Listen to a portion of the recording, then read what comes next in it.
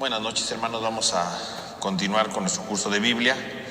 Estamos en medio del libro del Génesis, más bien finalizando el libro del Génesis con el ciclo de José, ¿no? Que hemos analizado durante varias semanas con el fin de descubrir uno de los grandes temas del libro del Génesis, que es la fraternidad, que es la reconciliación, ¿no?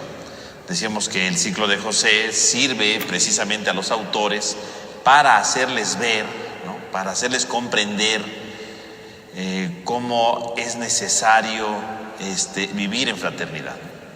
Si bien decíamos que en el ciclo de Jacob, ¿no? Cuando se reconcilia con su hermano Esaú, no nos dicen cuál fue el proceso de reconciliación.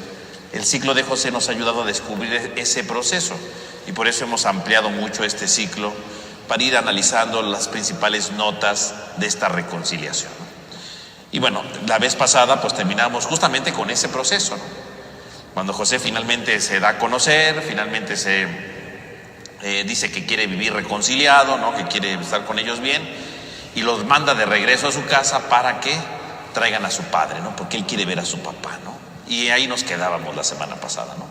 Entonces dice el libro del Génesis, ¿verdad? Subieron pues de Egipto, llegaron a Canaán, a donde su padre Jacob, y le anunciaron: todavía vive José, y es el amo de todo Egipto. Pero él se quedó impasible porque no les creía. Entonces le repitieron todas las palabras que José les había dicho. Vio las carretas que José había enviado para transportarle y revivió el espíritu de su padre Jacob. Dijo Israel: eso me basta. Todavía vive mi hijo José, iré y le veré antes de morir. Entonces podemos ver cómo llegan los hijos a contarle lo más importante, ¿no? Que vive José. O sea, si lo vemos desde el punto de vista narrativo y dramático, ¿no? Evidentemente Jacob estaba todos los días esperando que regresaran sus hijos, sobre todo que regresara Benjamín, ¿no? Que era su hijo querido, ¿no? Seguramente cuando ya los vio de lejos llegar y vio que ahí venía Benjamín, seguramente su alma descansó, ¿no? Eso no lo dice el autor, ¿verdad? Pero lo podemos intuir, ¿no? Y cuando llegan, lo primero que le dicen es: todavía vive José, ¿no? Claro que aquí el autor curiosamente no habla de un tema muy interesante que hubiera sido bueno, pero obviamente ya hubiera caído en el chisme, ¿no? Porque dice todavía vive José, pues se supone que los hermanos tendrían que haberle explicado a Jacob por qué vive, ¿no? Porque ellos le dijeron que había muerto por una fiera, ¿no? Le llevaron ensangrentada aquella túnica, ¿no? Pero curiosamente el autor ya no se pone a analizar eso. El autor no narra, ¿no? Nunca vemos que Jacob le pregunte: bueno, ¿y por qué vive, no? O sea, si murió, yo vi la sangre, ¿no? Ustedes me lo trajeron, o sea, ¿cómo es que todavía vive, no? Esa sería una de las grandes preguntas que se haría, ¿no? Pero curiosamente el autor no lo dice. O sea, ciertamente si lo hubiera dicho, pues los hermanos tendrían que haber confesado, ¿no? Y seguramente habría habido ahí otro problema con su padre, ¿no? ¿Cómo se les ocurrió venderlo? Yo qué sé, ¿no? Pero curiosamente el autor no narra nada de eso. No le interesa eso. ¿Y por qué no le interesa? No le interesa no porque narrativamente no sea importante. Era importante saber ese punto, ¿no? Pero todos sabemos, en primera sabremos ya cuál es la respuesta, ¿no? Que tenían que contar la verdad, ¿no? Quiere decir que esto va implícito. Y si no lo cuenta es porque ese es un problema que ya está de lado, ¿no? Si ya hay una reconciliación de hermanos, pues ya no es necesario lo demás, ¿no? Además, a un padre lo que él necesita, pues no solamente es que le cuente qué pasó, sino que está vivo su hijo, ¿no? Es finalmente lo que importa, ¿no? Entonces, desde el autor, aunque sí debe ser una parte importante, ¿no? El autor no lo narra porque ya no es importante eso, ya no interesa, ¿no? A lo mejor si hubieran sabido que era José, ¿no? Y los hubiera castigado o algo, a lo mejor si hubiera habido otra historia, ¿no? Pero como ya hay reconciliación, pues ese es un dato que ya sale sobrando porque hay reconciliación, ¿no? Da por hecho o da implícitamente por hecho que están reconciliados, ¿no? Y que el papá se va a reconciliar con los hijos, aunque no lo diga, ¿no? Es algo implícito que está, ¿no? Si hay un ambiente de fraternidad, hay un ambiente de reconciliación, por supuesto que todo va a ser reconciliación y fraternidad, ¿no? Bueno. Y entonces cuando llegan y le dicen que vive José, dice que no lo cree, ¿no? Bueno, pues es obvio, ¿no? Si durante años ha llorado la ausencia de su hijo, sabía que estaba muerto y le dicen que vive, pues no se la va a creer a la primera, ¿no? Así me están bromeando, ¿no? Está bien que ya regresó Benjamín, pero, o sea, ¿de dónde puede ser eso, no? No puede ser, ¿no? O sea, no cree que de verdad esté vivo, cree que es un engaño de sus propios hijos, ¿no? Y obviamente, ¿cuál es la prueba de que sí está vivo? Pues los carros que mandó José, ¿no? Dice, pero cuando vio los jarros y volvió a escuchar las palabras, pues se da cuenta que es cierto. Porque ciertamente, ¿cómo es que los hijos regresan? Y no regresan solamente con lo que tenían que traer, sino regresan con grandes carruajes, ¿no? O sea, quiere decir que sí hay algo de cierto, ¿no? Los hijos no regresarían con eso nada más porque sí, ¿no? Alguien se los tuvo que haber dado. Alguien importante en Egipto se los tuvo que haber dado. ¿Y por qué se los daría a ellos? O sea, sus hijos no son nada en Egipto, ¿por qué se los daría? La única solución es, se los dio a alguien que es importante en Egipto, y porque es importante conoce a los muchachos. ¿Y quién es? José. Entonces es como que los mismos carros le ayudan como a analizar las cosas, ¿no? Obviamente pues es algo que José va aquí, ¿verdad? Jacob, perdón, va analizando en su interior, ¿no? Es algo muy duro, ¿verdad? Para su pobre corazón, ¿no? Que está a punto de desfallecer, ¿verdad? Y quiere, ¿verdad? Precisamente recibir esto, ¿no? Quiere transformar todo, ¿no?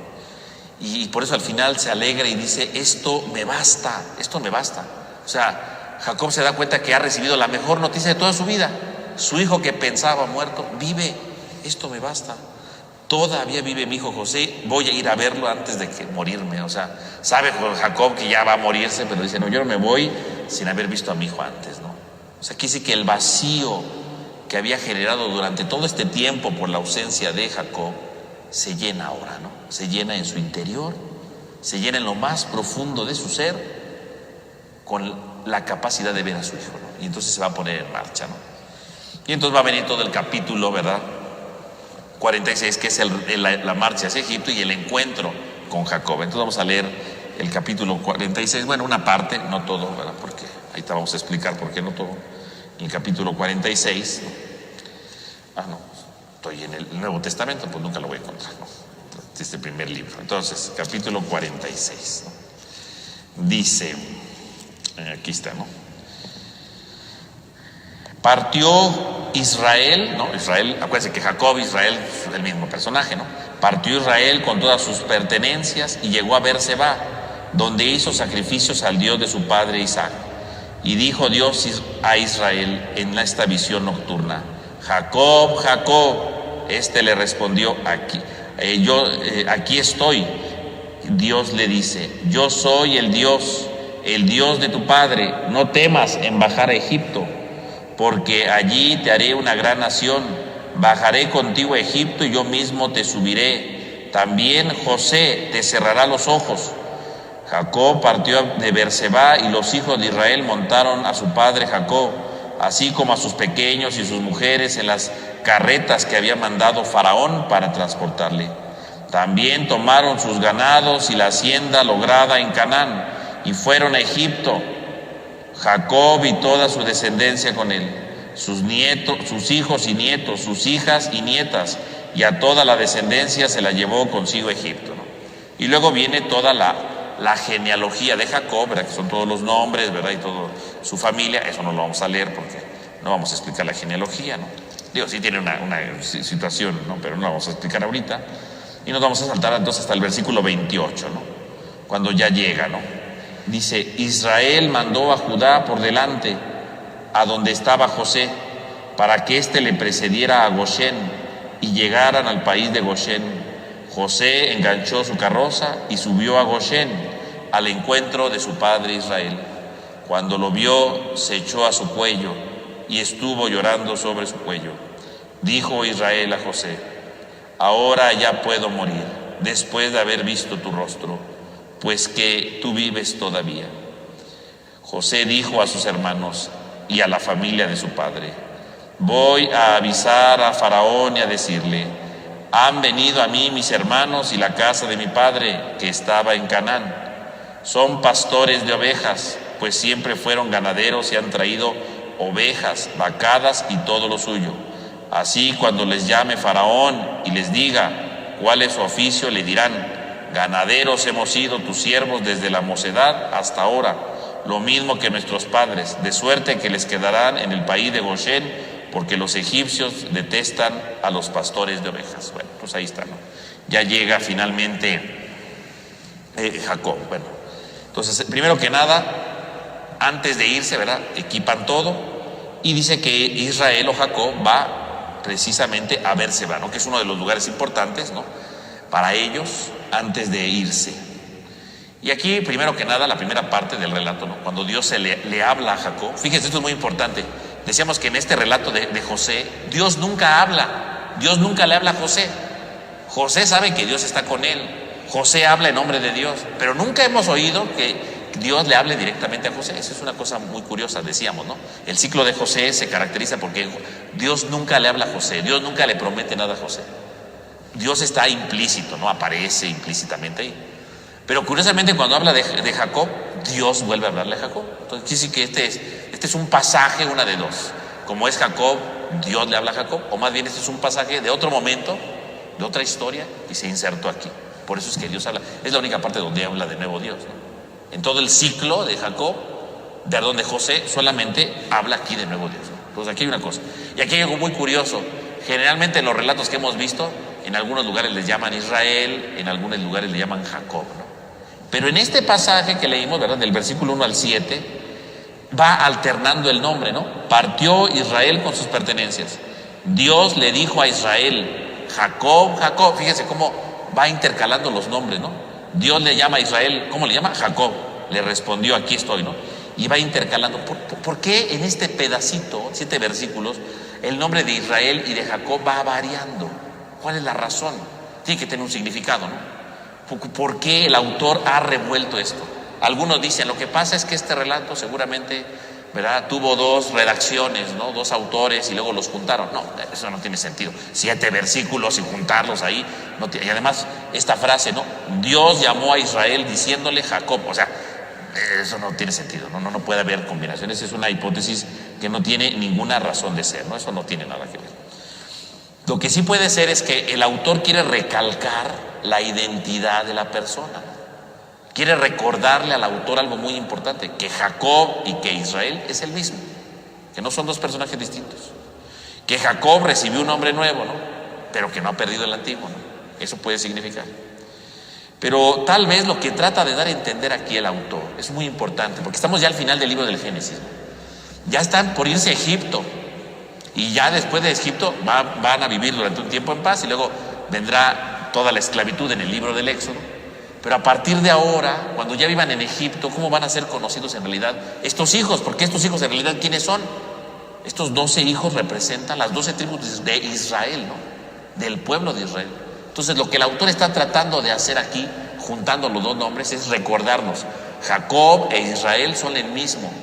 ¿Pero por qué no lo quiere reforzar? Porque en el próximo libro, que es el Éxodo, nunca más va a aparecer el nombre de Jacob, ¿verdad?, como el padre de las tribus. Porque el padre de las tribus siempre va a ser Israel. Porque ¿cómo se llama el pueblo? Israel, ¿no? El pueblo, nunca decimos el pueblo de Jacob, no. Nunca decimos el pueblo de Jacob, el pueblo de Israel. ¿Y cómo está conformado el pueblo de Israel?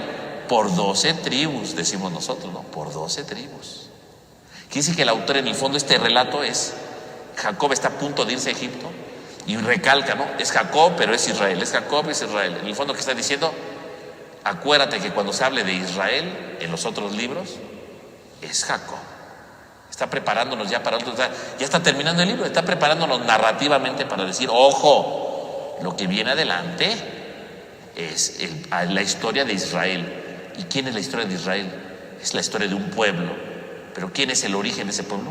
Jacob. Todo lo que hemos contado de Jacob y de sus 12 hijos es el pueblo de Israel. Sí, porque obviamente ya cuando hablemos del libro del Éxodo, ya no vamos a hablar de los hijos de Jacob, vamos a hablar en general de las tribus, pero la base está en esto, ¿no? Entonces el autor está preparándonos ya está terminando su libro, ya está acabando, ya entonces ya aquí revuelve todo, porque en el fondo es la conciencia. Todo lo que se diga delante de Israel, ¿de quién está diciendo? De Jacob. Es el mismo personaje, ¿no? Quiere como recalcar esa idea, ¿no? Eso es lo que le interesa, ¿no? Y entonces, ¿verdad?, vemos cómo se va a aparecer Dios aquí, ¿verdad?, en este lugar, ¿verdad?, en Berseba, y le va a decir que vaya a Egipto, ¿no? Claro, él va a Egipto muy contento porque pues va a ver a José, ¿no? Pero si lo pensamos bien, irse a Egipto es perder la promesa, ¿no? Porque Dios había hecho la promesa de una tierra prometida, ¿no? Y esa tierra prometida es donde estaban viviendo ellos. Ahí es donde Abraham ya había comprado, ¿verdad? Le habíamos visto, ¿no? Un lugar para enterrar a Sara y luego ahí lo depositaron a él. O sea, están alejándose de la tierra prometida. Y entonces uno podría pensar, no, pues ya se acabó la promesa. Si se van a ir a vivir a Egipto, porque no van de paseo, van a irse a vivir a Egipto, les van a dar una zona en Egipto, ¿no? La tierra de Goshen, ¿no? van a perder la promesa. Y en el fondo, ¿qué le está diciendo Dios aquí? No te preocupes, ve a Egipto, yo me voy a ir contigo. Y tú algún día vas a regresar. Claro, no vivo, ¿no? También no seas avaricioso, ¿verdad? Ya estás viejito, no vas a vivir tanto, ¿no? Pero vas a regresar, ¿verdad? José te cerrará los ojos. O sea, cuando le dice que José le cerrará los ojos, ¿qué le está diciendo? Te vas a morir en Egipto, punto. O sea, no vas a morirte en la tierra prometida, te vas a morir en Egipto, pero vas a regresar. Y efectivamente, cuando salen los los judíos, ¿verdad? De Egipto, ¿verdad? Después de la esclavitud, se llevan los restos de Jacob. O sea, se cumple la promesa, ¿no? O sea, es muy importante eso, porque en el fondo le está diciendo, no te preocupes, aunque vivas en Egipto, esta sigue siendo la tierra prometida. Yo me voy a ir contigo. No creas que porque te vas a Egipto, pues ya me olvidé de ti, vas a decir, ay, este ingrato ya me dejó, a ver a quién me busco ahora. No, yo me voy a ir con ustedes a Egipto. Y un día van a regresar a esta tierra, porque esta es la tierra de ustedes. Y me voy a regresar con ustedes. Y tú vas a regresar. Tú vas a regresar. O sea, es Dios que siempre es fiel a las promesas, ¿no? O sea, en el fondo uno podría decir, bueno, Jacob cómo se fue con miedo, ¿verdad? La tierra prometida, aunque por la emoción de su hijo. Pero Dios le dice, no te preocupes, tú vete tranquilo, tú vete en paz. ¿Por qué vete en paz? No te preocupes de nada. Yo voy contigo y yo te voy a regresar después. Tus restos van a regresar aquí, ¿no? Es la promesa de Dios. Dios no juega con esto, ¿no? Dios siempre está atento a todo, ¿no? Entonces ahora Jacob sí va contento, ahora va más, ¿no? Porque sabe que no se va él por su cuenta, Dios lo va acompañando, ¿no? Dios va junto con él, ¿no? Y luego viene la genealogía que no leímos, de una lista de nombres, ¿no?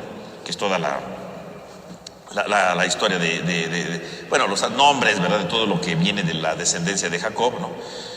Que en el fondo sigue siendo lo mismo. ¿Para qué pone el autor toda esa genealogía?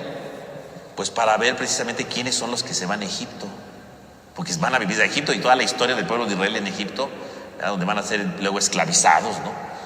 Ahí viene todo el problema, ¿no? Ahí viene toda la dificultad.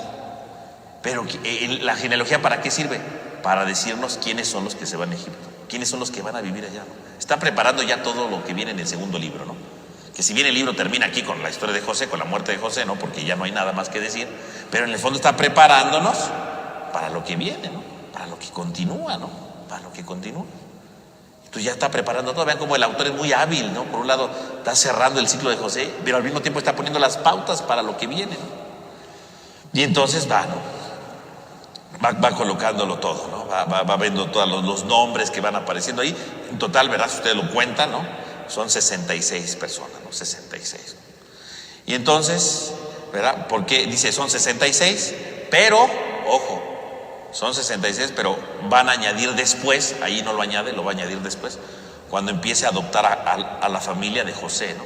Que sería José, su esposa y sus 2 hijos. Al final son 70, ¿no? El número 70 es el número de la totalidad, ¿no? Quiere decir que el pueblo de Israel, y por lo tanto la familia de Israel, de Jacob, es plena, es total, ¿no? Es una cosa muy bella, ¿no? Porque los 66 nombres, toda la descendencia de Jacob, y luego en el siguiente capítulo, ahorita vamos a ver cómo va a adoptar a los 2 hijos de José, y entonces adopta toda la familia de José, y van a formar 70, ¿no? Y entonces quiere decir que el pueblo de Israel está completo. Quiere decir que la familia de Jacob está completa, no hay nadie. Si fueran 66 es una familia incompleta, porque el número 6 es lo incompleto, ¿no? O sea, y luego 6, ¿no? Y total incompleto. ¿Quién va a completar la familia de Jacob? José, su esposa y sus 2 hijos. Se va a completar con los últimos 4, ¿no? Se completa plenitud. Claro, mientras no haya reconciliación y esté el hermano perdido, la familia está incompleta. Pero ahora ya que encontraron a José y Jacob los va a adoptar a los nuevos niños, la familia será plena, será completa. Vean, es una cosa muy bella, ¿no? Porque en el fondo, aunque la genealogía, verás, una lista de nombres, está preparándonos para lo que viene. Quiere decir que entonces, cuando tú te reconcilias, tu familia es plena, ¿no? Cuando tú no te reconcilias, tu familia está incompleta, ¿no? Y bueno, Jacob, ¿verdad? Nos dice que llega ahí con su hijo, ¿no? Una escena, si ustedes se dan cuenta, es muy sencilla contada, ¿no? Porque en realidad es una escena muy difícil, ¿no? ¿Cómo poder narrar el encuentro de un padre con su hijo, ¿no? Y de un hijo que perdió durante años y que creía muerto, ¿no? Y el hijo que por otro lado, ¿verdad? Pues estuvo separado de su padre durante años, y además él sabía que era el favorito de su padre, ¿no? ¿Cómo poder narrar eso? O sea, narrativamente hablando es muy difícil, ¿no? todas las sensaciones, todos los sentimientos. Es muy difícil, ¿no? Eso, ¿cómo lo puede describir? No se puede, ¿no? Entonces, de una manera muy sencilla lo hace, ¿no? Con 3 elementos. En primer lugar, un movimiento, ¿no? Antes de que llegue Jacob con él, dice que José sale al encuentro de su padre, ¿no? Él sale, agarra la carroza y sale, ¿no? Para ganar tiempo, ¿no? Para ganar tiempo, ¿no? Para que si ahí viene mi padre, no, él ya no aguanta, ¿no? Él va y se adelanta, ¿no? La necesidad es ver a su padre, ¿no? Él va y se adelanta, primero que nada se adelanta. Y de inmediato, ¿verdad? Dice que entonces se lo tomó del cuello y lloraron. No hay más, no hay más palabras en ese momento, no hay más expresiones, lloraron. Y en el fondo es el tema de la reconciliación, aquí vuelve a aparecer implícitamente, ¿no? Como cuando se reconcilió Jacob con Esaú, ¿no?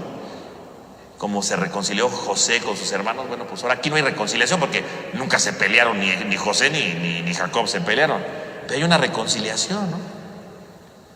Porque en el fondo quiere decir que es el momento en el que se funde todo, ¿no? Se acaba todo. O sea, no había reconciliación total si el padre no se volvió a encontrar con el hijo. Ahí está la reconciliación total, ¿no?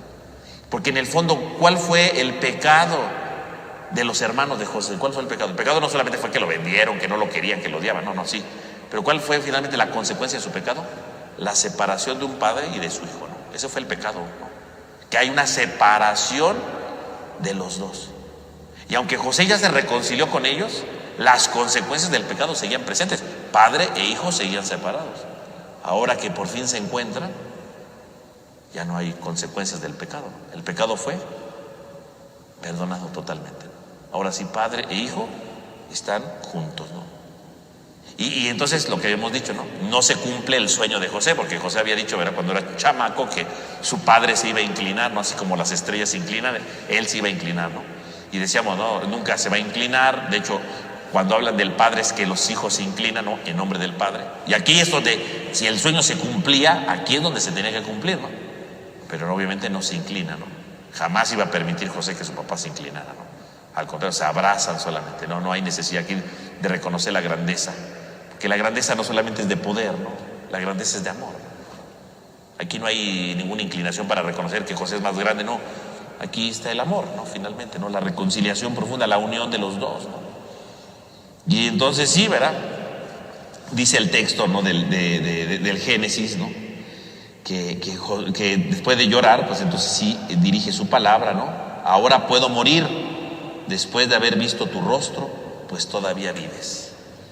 Las palabras de Jacob. Ya me puedo morir ahora sí. Ahora sí ya mi vida tiene sentido. O sea, me puedo morir no significa que ya se quiere morir el Señor, no. O sea, como diciendo, ya todo lo que quería en la vida lo logré, ¿no? Mi vida fue incompleta todo este tiempo porque no te tuve. Pero ya que te vuelvo a ver, ya que te vuelvo a abrazar, ahora sí me puedo morir. O sea, mi vida, ya no hay nada más que pedirle a la vida, ¿no? Ya he cumplido todo lo que yo tenía, ¿no? Ya todavía vives, ¿no? Ya no se puede más. Tú sigues vivo, sigue adelante con tu vida, yo ya puedo morir, ya terminó todo, ¿no? La muerte del padre, por lo tanto, en el fondo significa, por un lado, ya acabé mi misión, ya no tengo nada incompleto en la vida, por un lado. Y por otro lado también significa el protagonismo del hijo, ¿no? El padre se muere, ¿qué significa? Pues que el hijo sigue adelante, ¿no? El protagonista es el hijo, ¿no? Ya no hay nada, ya no hay ningún obstáculo que pueda impedir esto, ¿no? Y obviamente si lo pensamos, esta visión del padre, verá Jacob con su hijo, pues debe ser una cosa muy profunda, ¿no? Porque pues la última vez que vio a su hijo fue hace años, ¿no? Y era un chamaco, ¿no? Un muchacho, ¿no? Y ahorita pues ya es un señor, ¿no? Y no solo cualquier señor, es alguien que domina Egipto, ¿no? O sea, obviamente cuando él ve a su hijo, por un lado se llena de alegría, de gusto, pero también pues se le va ese momento de transformarlo todo, ¿no? Porque no es el mismo hijo que perdió, ¿no? Es otro hijo.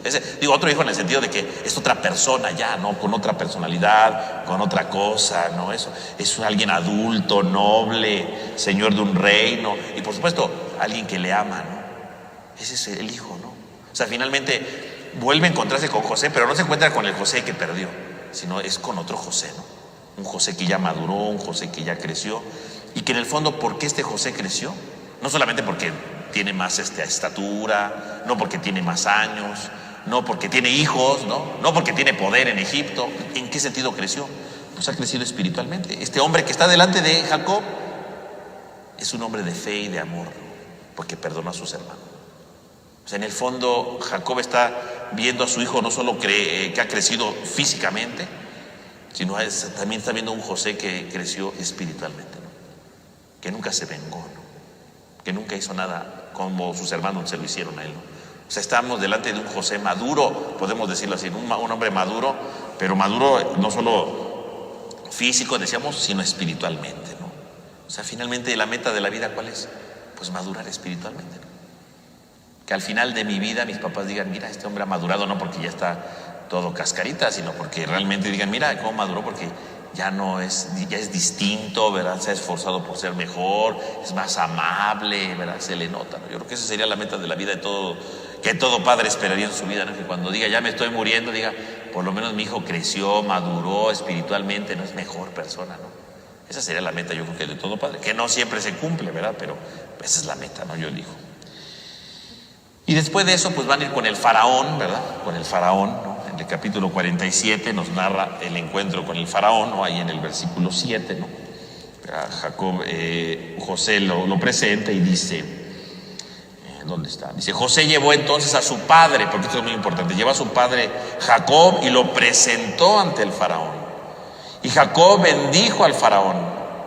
Y dijo el faraón a Jacob, ¿cuántos años tienes? Respondió Jacob al faraón, los años de mis andanzas hace 130 años. Pocos y malos han sido los años de mi vida, y hoy no han llegado a igualar los años de la vida de mis padres en el tiempo de sus andanzas. Entonces bendijo Jacob al faraón y salió de su presencia. José instaló a su padre y a sus hermanos, asignándoles predio en los terrenos en el territorio egipcio, en lo mejor del país, en el país de Ramsés, según lo había mandado el faraón. Entonces ahí tenemos cómo los manda, ¿verdad? Se encuentran. Y este es un pasaje muy curioso, porque dice que Jacob va con el faraón, claro, ¿no? No cualquiera puede ver al faraón. ¿Quién fue a ver al faraón? El Jacob, que es el papá de José. ¿Y quién es José? Pues el visir, ¿no? El segundo al mando. Obviamente por eso lo recibió. Y qué curioso que empiezan a hablar, ¿verdad? A ver cómo te ha ido en la vida, ¿no? Y Jacob es muy sencillo, ¿no? Pues mira, me ha ido bien y me ha ido mal, ¿no? O sea, punto. No dice soy el mejor del mundo ni el peor, ¿no? O sea, ahí voy en la vida, ¿no? Y curiosamente le da, aquí lo importante es que bendice Jacob al faraón. Cuando el faraón no se lo pidió, lo bendice. ¿Qué significa que Jacob bendiga al faraón? Aquí sí que se están cumpliendo las promesas de Abraham, ¿no? Cuando Dios llamó a Abraham, recordemos, ¿no? En el capítulo 12, ¿verdad? Que deje su tierra, que deje todo, le dice, tú serás una bendición para todos los pueblos. Tú serás una bendición para todos los pueblos. Todos los que te bendigan serán bendecidos por ti, y todos los que te maldigan serán maldecidos por ti. Pues entonces Abraham se convierte en una bendición viviente, ¿no? Abraham tiene que bendecir a los demás. Abraham ya se murió. Entonces, ¿quiénes cumplen las promesas de Abraham? Sus descendientes. Primero Isaac, ¿no? Y después de Isaac, quienes cumplen la bendición, ¿quién es? Jacob. Jacob está cumpliendo las promesas de Abraham. Está bendiciendo a todos los pueblos. En ese momento, representados por el faraón. Bendice al faraón. Las promesas de Abraham se siguen cumpliendo ahora en Jacob. Y está haciendo bendición para los pueblos, ¿no? Por eso dice que bendice ahí al faraón, ¿no? Al faraón, ¿no? Es una cosa bella, porque entonces quiere decir que Jacob sigue siendo el portador de la bendición, ¿no? Y el soberano de todo el mundo en aquel momento recibe la bendición. Es un pueblo bendecido por Dios. Egipto está siendo bendecido por Dios. Dios se fue con Jacob, ahora todo Egipto está bendecido. ¿Se dan cuenta? O sea, lo que se dijo en el capítulo 2 se está cumpliendo ahorita. O sea, la llegada de los hijos de Jacob, no nada más llegaron ahí de gorrones, ¿verdad? Ya llegamos a vivir en Goshen. No. Llegaron a traer la presencia de Dios, la bendición de Dios. ¿Y cómo está la bendición de Dios? La bendición de Dios se manifiesta en Jacob. Bendice al faraón. Bendice al faraón. O sea, se está cumpliendo todo, ¿no? Se está llevando a plenitud todo. O sea, vean cómo se va cerrando el libro del Génesis, pero cómo empezó todo con Abraham y se sigue cumpliendo todo, ¿no? Dios que los acompaña, la bendición llega a Egipto. Qué increíble. Y entonces viene el momento, ¿verdad?, de la presentación, ahora sí, de los hijos de José, ¿verdad? Le tiene que presentar a sus nietos, ¿verdad? Entonces entonces le va a presentar a sus nietos, y dice, ¿no?, en el capítulo 48, ¿no? Dice, sucedió tras esto que dijo a José: mira que tu padre está malo, ¿no? Malo en el sentido no de enfermo, sino de ya de anciano, ¿no? Entonces tomó consigo a sus dos hijos, Manasés y Efraín, ¿no? Y se hizo anunciar a Jacob: tu hijo José ha venido a verte. Entonces Israel, fíjese cómo va cambiando, ¿no? Fue a ver a Jacob, entonces Israel, vean cómo va alternando los nombres ya el autor, ¿no? Porque quiere recalcar la idea que es el mismo personaje, ¿no? Entonces Israel, haciendo un esfuerzo, se sentó en su lecho y dijo Jacob a José: el Shaddai se me apareció en luz en un país cananeo, me bendijo y me dijo: mira, yo haré de ti que seas fecundo y que te multipliques. Haré de ti una multitud de pueblos y daré a esta tierra a tu posteridad en propiedad eterna.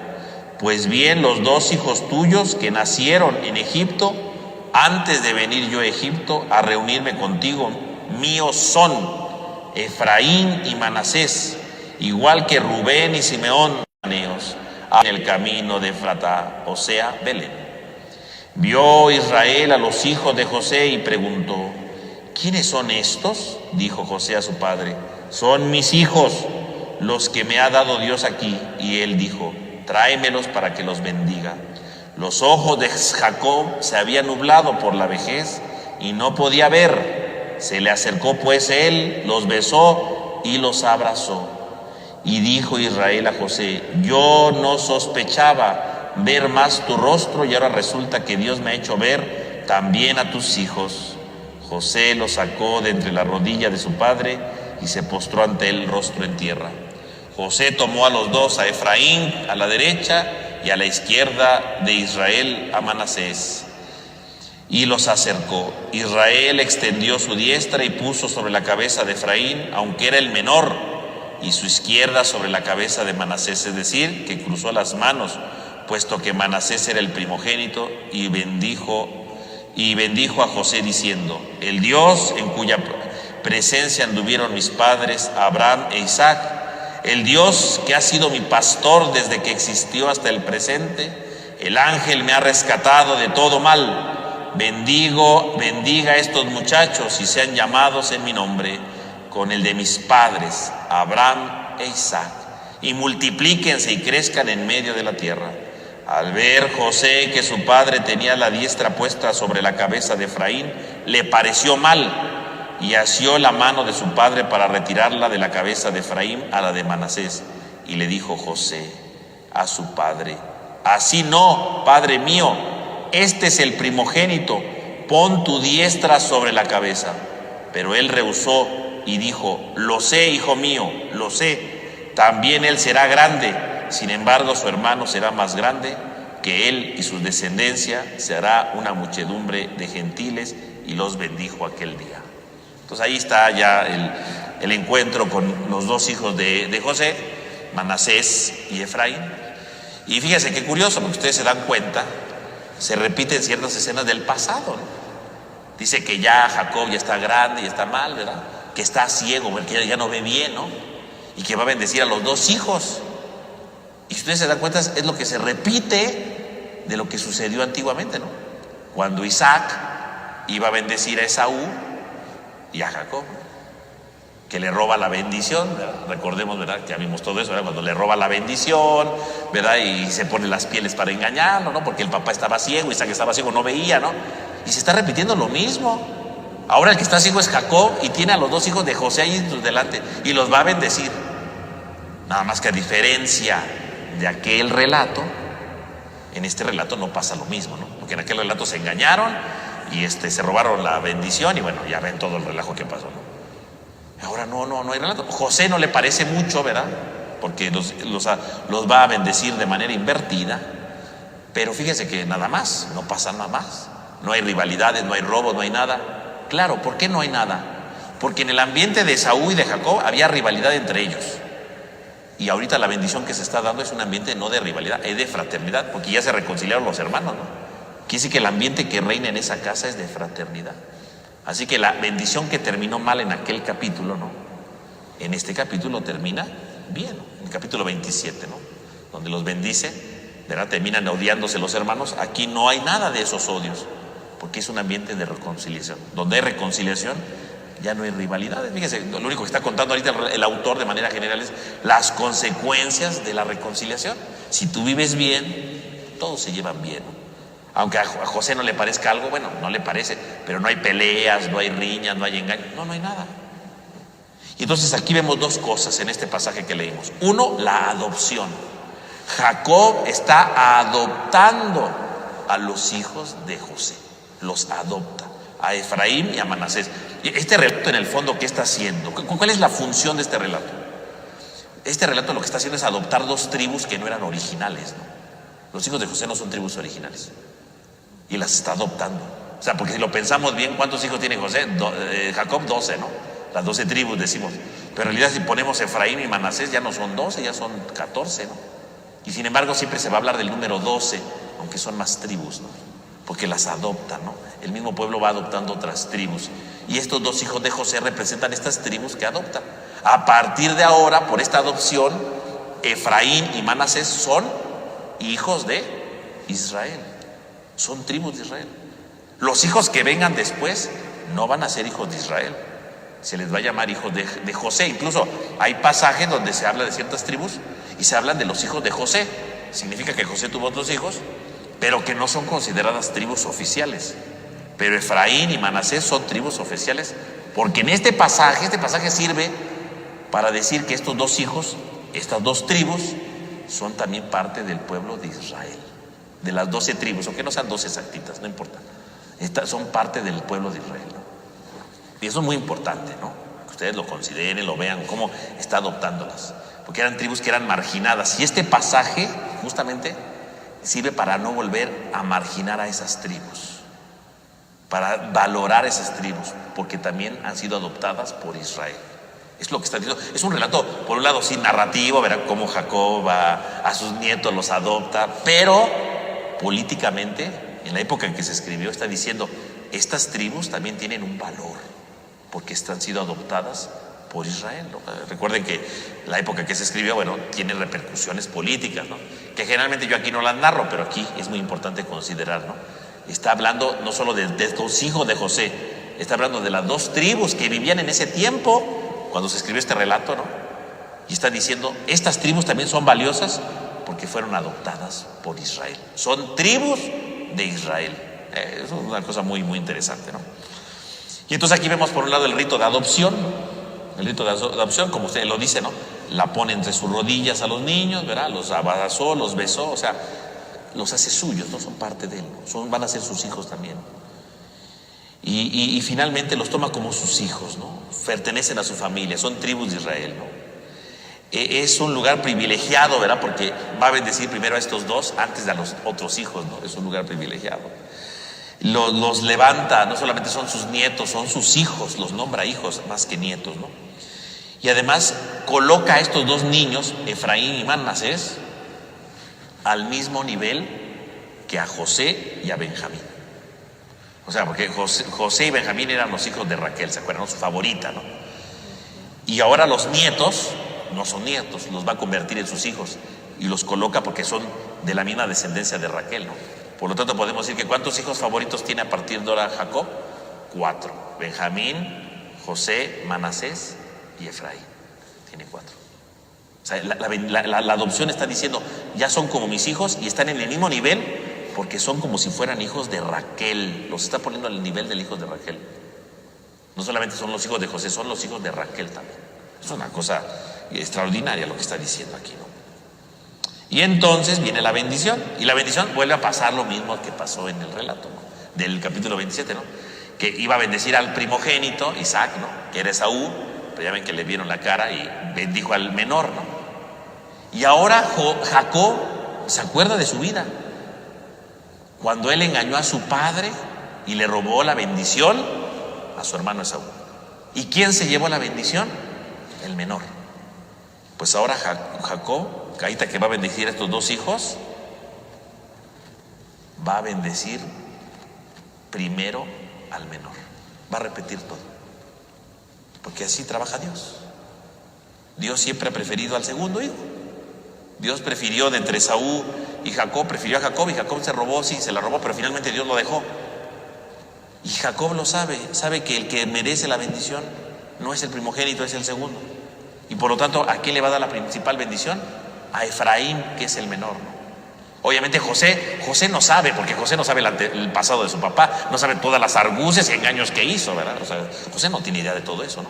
Él sigue las normas. A la derecha pone a Manasés, que es el mayor, a la izquierda pone Efraín, que es el menor. Pero Jacob, aunque no ve, ya ven que los papás, aunque no ven, pues son mañosos y saben las cosas, ¿verdad? Entonces sabe que cómo los acomodó, y por eso dice que cuando los bendice, cruza las manos, ¿no? De tal manera que la mano derecha caiga sobre Efraín, que es el menor, y la mano izquierda caiga sobre Manasés, que es el mayor. Los invierte. Para que la mano derecha, porque la mano derecha es la mejor, no es el signo de la bendición, ¿no?, caiga sobre el menor. Él quiere que el menor reciba la mayor bendición, porque él fue el menor y recibió la bendición, y quiere que se repita. Y por eso cuando están ahí acomodados, en lugar de extender sus manos así como José hubiera querido, él las invierte, ¿no? Y José se queda sorprendido y no le parece, dice, pero ¿por qué la derecha está sobre el menor? O sea, así no van las cosas, ¿no? Y ya le dice Jacob a José, no te preocupes, ¿verdad? Los dos serán grandes, pero Efraín, que es el menor, va a ser más grande. Así es Dios. Dios siempre escoge al menor. Dios siempre escoge al pequeño. Dios siempre escoge al que parece que no vale. Ese es Dios. Dios siempre lo escoge. Uno cree que siempre Dios va a escoger lo mejor del mundo. No, ya lo dice San Pablo, ¿no?, en la carta a los Corintios. Dios ha escogido lo peor de este mundo para construir el reino, ¿no? Sí. Cuando uno llega, dice, ay, ¿por qué está aquí en este grupo parroquial? ¿Por qué es el mejor? No, pues porque es el peorcito.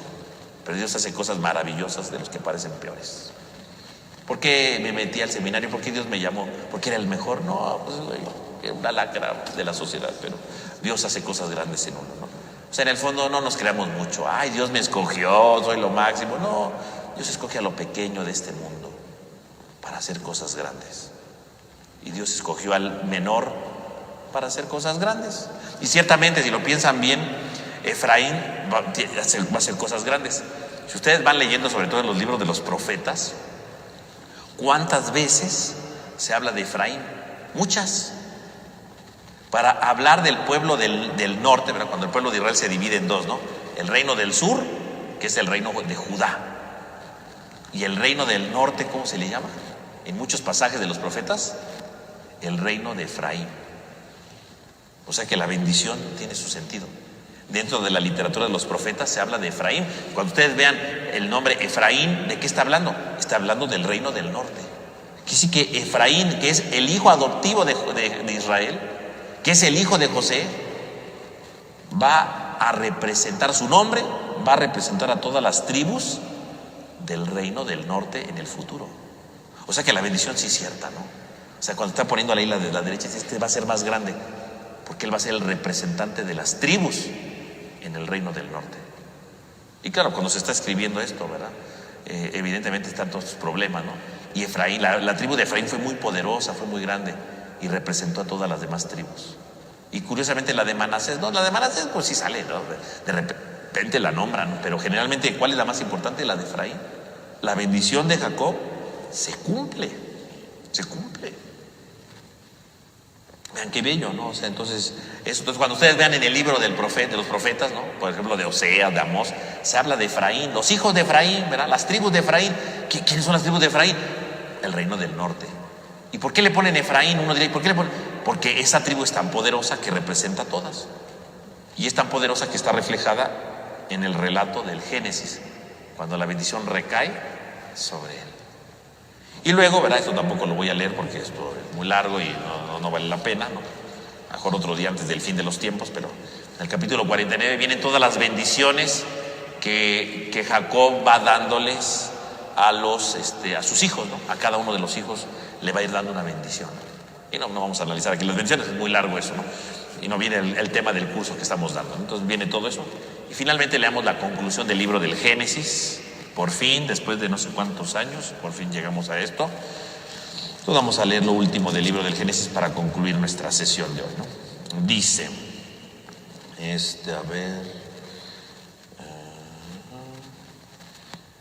Dice, José cayó sobre el rostro de su padre, lloró sobre él y lo besó. Luego encargó José a sus servidores médicos que embalsamaran a su padre, y los médicos lo embalsamaron a Israel. Entonces, después de que da toda la bendición a sus hijos, Jacob se muere. José llora, ¿verdad? Dice, todos los egipcios lloraron durante 70 días. El número 70 es la completo, ¿no? Entonces, una totalidad de días. O sea, no solamente lloraron los hijos, hasta el pueblo de egipcio lloró, ¿no? Todos lloraron, es una cosa grande, ¿no? Pues se murió el papá del visir, ¿no? Entonces, todo una cosa grande. Y entonces viene la conclusión de todo esto, ¿no? Que esto es muy importante. Vieron los hermanos de José que había muerto su padre y dijeron, a ver si José no nos guarda rencor y nos devuelve todo el daño que le hicimos. Por eso mandaron a José este recado. Tu padre encargó antes de su muerte, así le dirán a José, por favor perdona el crimen de tus hermanos y su pecado. Cierto que te hicieron daño, pero ahora tú perdona el crimen de tus siervos, de tus siervos de Dios, del Dios de tu padre, perdón. Y José lloró mientras hablaban. Fueron entonces sus hermanos personalmente y cayeron delante de él y le dijeron, aquí nos tienes, somos tus esclavos. Les contestó José, no teman, ¿ocupo yo acaso el puesto de Dios? ¿Acaso ustedes pensaron hacerme daño?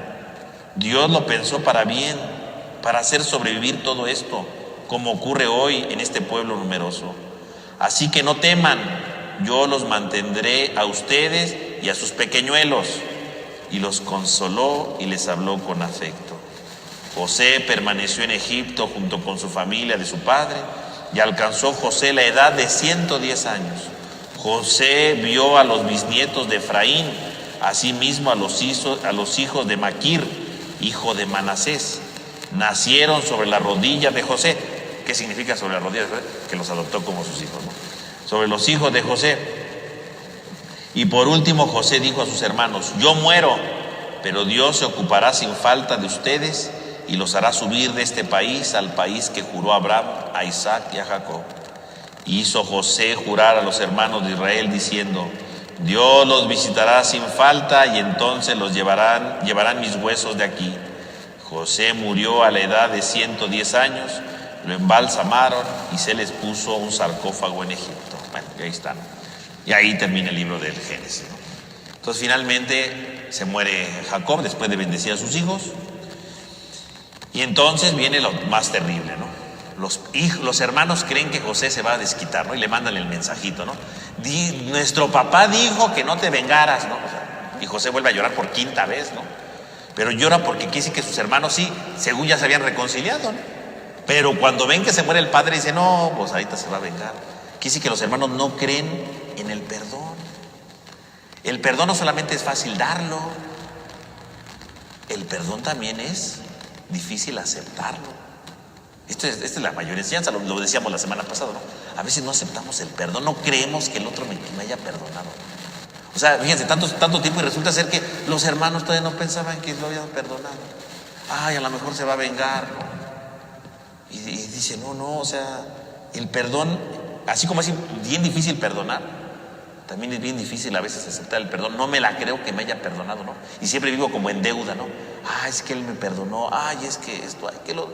Pues no, hay que creernos el perdón. Si de verdad el otro me perdonó y no me la está recordando, no me está diciendo, pues hay que aceptarlo. A veces el problema no es que el otro me perdone, a veces el problema es que yo no acepto el perdón. Hay gente que ya le perdonaron, ya es todo, y vive con remordimientos. ¿Y saben cuál es el problema de esos remordimientos? Que uno, él mismo no se ha perdonado y no ha aceptado. Y por lo tanto, si yo no me he perdonado, no he aceptado el perdón del otro. Ese es el problema de fondo. Los hermanos quiere decir que no se han, sí, ya José ya los perdonó, pero ellos no se han perdonado. Por eso van y le dicen a José, ay, no te vayas a vengar. O sea, en el fondo, ¿qué significa? Que los hermanos no se han perdonado. Ese es el problema de fondo. Ellos no se han perdonado. Y si ellos no se perdonan, ¿cómo van a aceptar el perdón de José? Por lo tanto, entonces la última lección del libro del Génesis, ¿cuál es? Ya la última lección ya no es cómo perdonar. La última lección es, perdónate tú también. Si hiciste cosas malas en la vida, si hiciste cosas terribles en la vida, bueno, pues ya también perdónate tú. Porque mientras tú no te perdones, nunca vas a aceptar el perdón del otro. Nunca vas a asimilar tu vida. Nunca vas a ser feliz, porque vas a vivir siempre con remordimientos, ¿no? Vas a vivir siempre con angustias, vas a vivir siempre con dificultades. Acepta el perdón, pero no aceptarás el perdón hasta que tú no te perdones.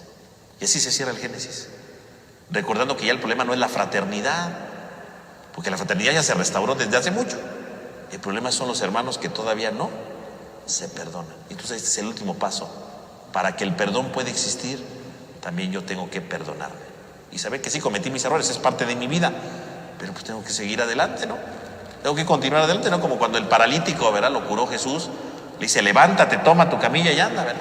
Toma tu camilla. Uno dirá: ¿y para qué se lleva la camilla? Pues porque la camilla es parte de su vida, no la puede olvidar. Ahí estuvo postrado durante muchos años, ahí sufrió, ahí lloró, ahí yo qué sé, ¿no? Levántate, llévate tu camilla significa, si vas a caminar, si vas a empezar a ser libre, no olvides tu pasado. Acéptalo, llévalo contigo, pero llévalo contigo no para que andes viendo la camilla, sino llévala contigo para que no olvides de dónde viniste, para que ayudes a otros postrados de la vida, ¿no? Igual los hermanos, toma toma la camilla. Jesús no dice: vete en la camilla, no, la camilla ya no lo va a llevar. Ahora él lleva la camilla porque acepta su vida con su pasado. Los hermanos no llevaban su camilla. La camilla lo seguía llevando con sus remordimientos, lo seguía llevando con sus angustias, lo seguía llevando con todas sus cosas, ¿no? Los hermanos tienen que perdonarse, agarrar la camilla de sus culpas y llevarla. Fuimos malos, pero cambiamos. Nos equivocamos, pero ahora somos mejores. Y lo más importante, José nos perdonó. Pues tienen que creérsela. Y así se termina el libro del Génesis, invitándonos. José los invita, ¿verdad? No tengan miedo. No tengan miedo. Dios me mandó aquí, ya les dije que Dios, si pasó todo esto es porque Dios quiso. Ya quítense esos remordimientos, ¿no? Y yo creo que hoy entonces este pasaje nos invita a quitarnos esos remordimientos que a veces llevamos, que no nos perdonamos, ¿no? Es que no me perdono haber dicho tal cosa hace 10 años. Ya perdónese, tome la camilla, tome su historia y cárguela a usted, pero ya no deje que esa historia la siga cargando, ya no deje que sus remordimientos le sigan cargando, ya no deje que esas, ¿cómo se llama?, esas situaciones pasadas lo carguen. Cárguelas usted, acéptese como es y cárguelas. Me equivoqué, fallé, pero pero puedo ser mejor, ¿no? Y es lo que tiene que haber, ¿no? Y eso es la invitación final. El último paso para que la fraternidad se restaure ya no está en José, está en ellos mismos, para aceptarse y perdonarse. Ya no vivas con remordimientos. Y termina, ¿verdad?, diciendo que José murió a los 110 años. ¿Qué representa los 110 años? Ese es un símbolo no bíblico, es un símbolo egipcio, ¿verdad?, que en la arqueología, ¿verdad?, se ha visto. El número 110 se supone que es un buen faraón vive 110 años, es como él, que fue un buen faraón, ¿no? O sea, que es un símbolo egipcio, ¿no? Si José murió a los 110 años, ¿qué significa? Que fue un buen gobernante. Y no solo fue un buen gobernante, fue un buen hermano. Y si fue un buen hermano y un buen gobernante, la bendición está ahí presente. Y ahí termina entonces el libro del Génesis, diciendo que José muere, se termina, ya se murió Jacob, ahora se muere José, se termina todo, y terminándose todo, entonces la historia ha de seguir. Ya no en el Génesis, sino ahora continuará en el siguiente libro, donde nos narrará toda la huida del país de Egipto, en el libro del Éxodo, ¿no? Pero sobre el libro del Éxodo empezaremos a hablar la próxima semana. Entonces vamos a terminar con una oración en nombre del Padre, del Hijo, del Espíritu Santo. Amén. Te damos gracias, Señor, porque nos has reunido en esta noche. Te pedimos por cada uno de nosotros para que nos ayudes y nos animes para darle razón de nuestra fe siempre al Señor. Y ayúdanos a reconocer que tú nos perdonas, pero ayúdanos también a perdonarnos a nosotros mismos para ser mejores con los demás y así transformar siempre, continuamente nuestra vida. Te lo pedimos a ti que vives y reinas por los siglos de los siglos. Amén. Bueno, hermanos, pues que tengan todos buena noche y antes de irnos los quiero invitar, ¿verdad?, para que el próximo sábado, o sea, de mañana en 8, se va a llevar a cabo aquí en nuestra parroquia el retiro de Adviento, ¿verdad? Ya vamos a empezar Adviento este domingo, entonces el próximo sábado vamos a tener por la mañana el retiro de Adviento, ¿verdad?, para que vayan organizándose en sus tiempos y puedan por la mañana participar en el retiro de Adviento. Tomamos el otro viernes, nos vemos para nuestro curso de Biblia, empezar ya el libro del Éxodo y por otro lado, los invito para que participen en nuestro retiro de Adviento de nuestra comunidad. Que tengan todos buena noche, que descansen. Gracias.